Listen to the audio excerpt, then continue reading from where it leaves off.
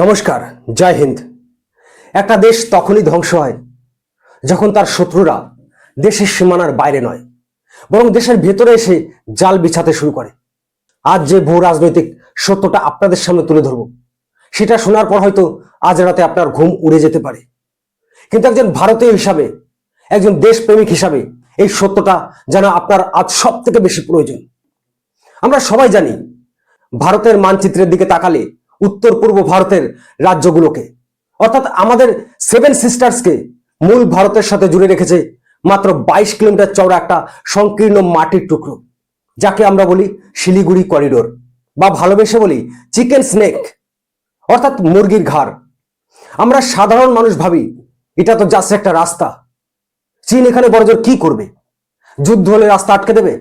না ভাই না, খেলাটা এত সহজ নয়। আজ থেকে 100 বছর আগে হ্যালফোর্ড ম্যাকেন্ডার নামের এক ভূবিজ্ঞানী একটা তত্ত্ব দিয়েছিলেন, হার্টল্যান্ড থিওরি। এই থিওরি বলে, পুরো পৃথিবীর বা কোনো একটা অঞ্চলের এমন একটা চোক পয়েন্ট বা শ্বাসরোধকারী কেন্দ্র থাকে, যেটার উপর যদি কেউ কবজা করে নিতে পারে তবে সে পুরো এলাকার রাজা। আর এই মুহূর্তে এশিয়ার বুকে চীনের সব থেকে বড় চোক পয়েন্টের টার্গেট হলো ভারতের এই চিকেন স্নেক। কেন চীন হঠাৎ করে ভারতের উত্তর পূর্বাঞ্চলকে কেটে আলাদা করতে চাইছে? কারণ বেইজিং খুব ভালো করে জানে, আগামী দিনে গ্লোবাল সাউথের লিডার হতে গেলে ভারতের এই উত্তর পূর্বাঞ্চলের বিপুল খনিজ ও প্রাকৃতিক সম্পদকে আটকে দেওয়া দরকার। চীন তিব্বতকে গিলে খেয়েছে, অর্ধেক মঙ্গোলিয়া সাবার করেছে, এবার তার কুদৃষ্টি পড়েছে ভারতের এই চিকেন স্নেকে। আর এই ষড়যন্ত্রে চীনের সাথে পা মিলাচ্ছে কারা? আমাদের প্রতিবেশী দেশ বাংলাদেশ এবং পাকিস্তানের একটা বড় অংশ। আমরা ভাবি ডোকলাম বিবাদ তো 2017 সালে মিটে গেছে, কিন্তু পর্দার আড়ালে জিনপিং সরকার কি করছে জানেন? সাম্প্রতিক স্যাটেলাইট ইমেজে যে হারিম করা তথ্য সামনে এসেছে, তা দেখা যাচ্ছে ডোকলাম, সিকিম এবং অরুণাচল সীমান্তের ঠিক ওপারে চীন রাতারাতি 13টি আস্ত মিলিটারি এস্টাবলিশমেন্ট খাড়া করে ফেলেছে। এর মধ্যে 3টি হাইটেক এয়ারবেস রয়েছে, 3টি আধুনিক হেলিকপ্টার ল্যান্ডিং প্যাড বা হেলিপ্যাড রয়েছে, এবং বাকিগুলো হলো চীনা লাল ফৌজের স্থায়ী আর্মি বেস। যারা ভাবছেন চীন ভারতের ভেতরে 60 কিলোমিটার ঢুকে পড়েছে, তাদের বলে রাখি, না, তারা ভারতের ভেতরে ঢোকেনি, কিন্তু তারা ভারতের সীমানা ঠিক ওপারে এসে এমন ভাবে বসে আছে যাতে সুযোগ পেলেই এক ধাক্কায় চিকেন স্নেক কেটে ভারতের সেভেন সিস্টার্সকে আলাদা করে দেওয়া যায়। আর এই সময় বাংলাদেশের ভূমিকা কি? বাংলাদেশের নতুন প্রশাসন ভারতের সাথে সম্পর্ককে বুড়ো আঙুল দেখিয়ে নিজের প্রথম বিদেশ সফরের জন্য বেছে নিচ্ছে বেইজিংকে। মুখে তারা ভারতের কাছে তিস্তা নদীর জল চাইছে, আর পেছন থেকে চীনের কাছ থেকে অস্ত্র কেনার ডিল ফাইনাল করছে। চীনের প্রয়োজনায় বাংলাদেশ ভারতকে বলছে, তোমরা কেন সীমান্তে কাঁটাতারের বেড়া দিচ্ছ? অথচ অবাক কাণ্ড দেখুন, এই চীন নিজেই কিন্তু নিজের মিয়ানমার সীমান্তে 108 কিলোমিটার দীর্ঘ কাঁটাতারের বেড়া দিচ্ছে। কেন দিচ্ছে? কারণ চীন জানে মায়ানমারের আরাকান আর্মি ভারতের প্যারা ফোর্সের সাথে মিলে কাজ করে এবং চীনের পোষা জঙ্গিদের ওখানেই খতম করে দেয়। একেই বলে চীনের চরম দ্বিচারিতা। এবার আসি আসল খেলায়। যখন সীমান্তে চীন এবং পাকিস্তান ভারতকে চাপে ফেলার চেষ্টা করছে, ঠিক তখনই ভারতের ভেতরে কি হচ্ছে? নতুন সংসদ ভবন চালু হচ্ছে, সংসদের বর্ষাকালীন অধিবেশন শুরু হচ্ছে, আর ঠিক সেই সময়ই দিল্লির যন্তর মন্তরে শুরু হয়ে গেল এক বিশাল আন্দোলন। লাদাখের সুরক্ষার দাবিতে অনাসনে বসলেন সোয়াম ওয়াংচুক। আমরা সোনাম ওয়াংচুককে শ্রদ্ধা করি, লাদাখের দাবিকে সম্মান করি, কিন্তু এই আন্দোলনের আড়ালে কারা এসে ঢুকে পড়ল? কেন হঠাৎ করে এই আন্দোলনের ভেতরে জয় সংবিধান, জয় ভীম কিংবা বিশেষ ধর্মীয় স্লোগান উঠতে শুরু করলো? কেন? এর জবাব আছে আপনাদের? কেন এখানে বিরোধী দলের নেতারা এসে নিজেদের পলিটিক্যালি এজেন্ডা ছড়াতে শুরু করলেন? তাহলে আসল খেলাটা খুব খতরনাক। ভারতের ইন্টেলিজেন্স ব্যুরো বা আইবির কাছে খবর আছে, এই আন্দোলনের পেছনে কোনো সাধারণ মানুষের আবেগ নেই, বরং এর পেছনে রয়েছে বিদেশি শক্তি, যেমন আমেরিকার ফোর্ড ফাউন্ডেশন এবং জর্জ সোরসের মতো ব্যক্তিত্বের ফান্ডিং করা এনজিওর কালো টাকা।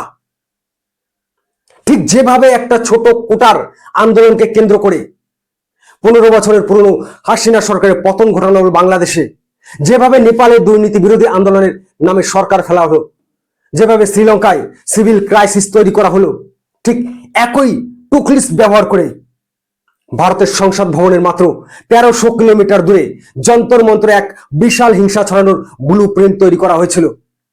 পরিকল্পনা ছিল আন্দোলনের মাঝে কোনো অঘটন ঘটিয়ে পুরো দেশের জনতাকে খেপিয়ে তোলা, যাতে ভারত সরকার ঘরের ঝামেলা সামলাতে ব্যস্ত হয়ে পড়ে, আর ওদিকে চীন চিকেন স্নেকে হামলা করে দেয়।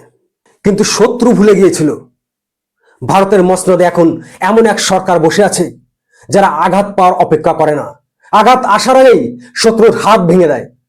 16-17 জুলাই ভারতের জাতীয় নিরাপত্তা উপদেষ্টা অজিত ডোভালের সিক্রেট প্ল্যানে মাঝরাতে এক ঐতিহাসিক সিদ্ধান্ত নেওয়া হলো।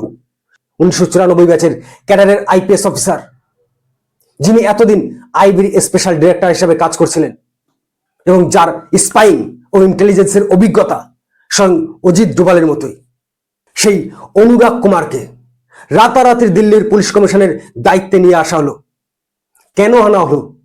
কারণ তার কাছে প্রতি মুহূর্তের নিখুঁত ইন্টেলিজেন্স রিপোর্ট ছিল। আর অনুরাগ কুমার ময়দানে নামতেই কেন্দ্রীয় স্বরাষ্ট্র মন্ত্রক এক ঝটকায় সোনাম ওয়াংচুকের FCR লাইসেন্স বাতিল করে দিল। যে বিদেশি টাকা উগ্রপন্থা ছড়ানোর জন্য আসছিল সেই পাইপলাইনটাই কেটে দেওয়া হলো। আর সাথে সাথে সোনাম ওয়াংচুককে সুরক্ষার স্বার্থে আন্দোলন স্থল থেকে সরিয়ে হাসপাতালে ভর্তি করা হলো। কোনো রক্তপাত ছাড়াই, কোনো হইচই ছাড়াই বেইজিং এবং আমেরিকার ডিপ স্টেটের তৈরি করা কয়েকশো কোটির টুলকিট প্ল্যান 1 মিনিটে ডাস্টবিনে ফেলে দিল ভারত সরকার। আর এই জন্যই অনুরাগ কুমারকে আজ ভারতের ডিফেন্স সার্কেলে জুনিয়র ডোভাল বলা হচ্ছে। এই টুলকিট তো বন্ধ হলো, কিন্তু আন্দোলনের জন্য ভিড় কোথা থেকে আসছিল, টাকা কোথা থেকে আসছিল? এবার অ্যাকশনে নামলো এনফোর্সমেন্ট ডিরেক্টর বা ইডি। উত্তরপ্রদেশ, পশ্চিমবঙ্গ, দিল্লি এবং হরিয়ানা, ভারতের এই 4টে রাজ্যের প্রায় 13টি মূল জায়গায় এবং 80টি হাই রাউটে একযোগে মেগা রেড মারল এটি। আর এই রেডে যা পাওয়া গেল তা চোখ কপালে তোলার মতো। হরিয়ানার গুরগাঁও থেকে এমন সব অবৈধ বাংলাদেশি ও রোহিঙ্গাদের ধরা হলো যারা গত 7-8 বছর ধরে সেখানে ঘর ভাড়া নিয়ে থেকেছে। তারা ভারতের ভাষা শিখেছে, ভারতের পোশাক পরে শিখেছে, সমাজের সাথে এমন ভাবে মিশে গেছে যে তাদের দেখে চেনার উপায় নেই তারা ভারতীয় নাকি অনুপ্রবেশকারী। আপনারা একবার ভাবুন, ইডির তদন্তে ধরা পড়লো এক ভয়ঙ্কর নেক্সাস। এবার আসি সব থেকে বড় এবং ধামাকাদার পয়েন্টে। চীন এবং বাংলাদেশ যদি ভেবে থাকে যে তারা চিকেন স্নেক আটকে ভারতকে ভয় দেখাবে, তবে তারা বোকার স্বর্গে বাস করছে। ভারতীয় সেনা এবং মোদী সরকারের রণনীতি এখন সম্পূর্ণ বদলে গেছে। ডিফেন্স অ্যানালিস্টদের মতে ভারত এখন পরিষ্কার মুডে বসে আছে। যদি বাংলাদেশ বা চীনের তরফ থেকে আমাদের শিলিগুড়ি করিডোরে সামান্যতম উস্কানি দেওয়া হয় বা কোনো রকম সামরিক পদক্ষেপ নেওয়ার চেষ্টা করা হয়, তবে ভারতীয় সেনা আর ডিফেন্সিভ খেলবে না। ভারতীয় সেনা সরাসরি সীমান্ত পেরিয়ে বাংলাদেশের রংপুর অঞ্চল দখল করে ভারতের মূল ভূখণ্ডের সাথে যুক্ত করে নেবে। যদি রংপুর ভারতের নিয়ন্ত্রণে চলে আসে, তবে ভারতের এই চিকেন স্নেক, যা এখন প্রায় 22 কিলোমিটার চওড়া, সেটা এক ঝটকায় বেড়ে 200 কিলোমিটার চওড়া হয়ে যাবে। তখন চীন কেন, পৃথিবীর কোন শক্তির ক্ষমতা থাকবে না ভারতের উত্তর পূর্বাঞ্চলকে আমাদের থেকে আলাদা করার। বাংলাদেশ যদি পাকিস্তানের ISI এবং চীনের কথায় ভারতের বিরুদ্ধে ল্যান্ড বর্ডার বা মেরিটাইম বর্ডারে চক্রান্ত করতে চায়, তবে বাংলাদেশের মানচিত্র যে বদলে যেতে পারে, এই বার্তা ভারত স্পষ্ট ভাষায় বেইজিং এবং ঢাকাকে দিয়ে দিয়েছে। ওদিকে দেখুন, যখনই ভারতের ভেতরে এই ধরনের অস্থিরতা তৈরির চেষ্টা হয়, তখনই আমাদের আরেক মহান প্রতিবেশী পাকিস্তান সীমান্তে সেলিং বা গুলি চালানো শুরু করে। কেন করে? যাতে ভারতীয় সেনার নজর ঘুরে যায় আর সেই সুযোগে তারা উপত্যকায় জঙ্গি অনুপ্রবেশ করাতে পারে। গতকালও পাকিস্তান একই চেষ্টা করেছিল, কিন্তু ভারতীয় সেনা যখন পাল্টা মার দিল, যখন বোফোর্স আর মর্টার গর্জে উঠল, তখন পাকিস্তানের সেনাপ্রধান আসিম মুনির আর প্রধানমন্ত্রী শাহবাজ শরীফ হাত জোর করে বলতে শুরু করলো, ভাইজান আর মারবেন না, আমরা কি প্যান্ট খুলে সারেন্ডার করব? পাকিস্তানের এই একটা জিনিস খুব ভালো, এরা ভারতের তাড়া খেলে কুকুরের মতো লেজ গুটিয়ে পালায়। আসিম মুনির নিজে তুরস্ক গেছিলেন অস্ত্র কিনতে। বাংলাদেশের সেনাপ্রধানও তুরস্ক গেছিল এর দোকানের সাথে দেখা করতে। ভারতকে চারিদিক থেকে ঘেরার জন্য পাকিস্তান, বাংলাদেশ, চীন, তুরস্ক একটা নেক্সাস তৈরি করার আপ্রাণ চেষ্টা করছে। কিন্তু ভারত আজ স্পেস থেকে শুরু করে ডিফেন্স সব জায়গায় স্বনির্ভর।